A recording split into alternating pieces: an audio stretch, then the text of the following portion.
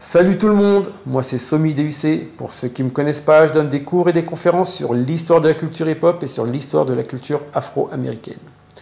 Aujourd'hui, je vais vous expliquer pourquoi le groupe de Campbell Lock Dancers va devenir The Lockers.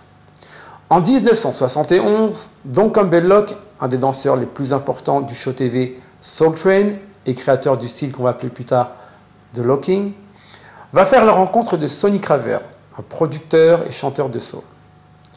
Celui-ci va lui proposer de devenir son manager. Et donc, un contrat va être signé entre les deux hommes.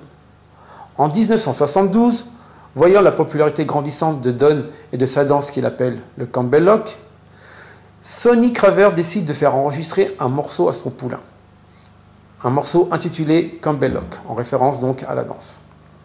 Donc Campbell lui va être crédité de Don Soul Train Campbell.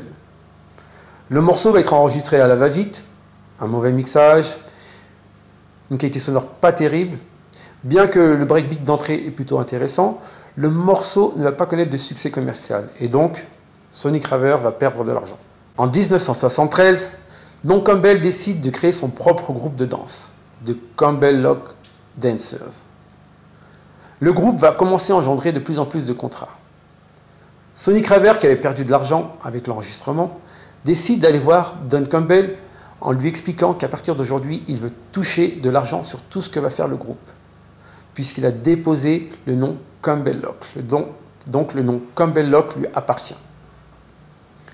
C'est pour cette raison que Don Campbell va décider de changer le nom Campbell Lock Dancers en The Lockers. Voilà, vous savez à peu près tout. Comme j'ai l'habitude de le dire, le savoir, c'est comme la musique, ça se partage. Peace.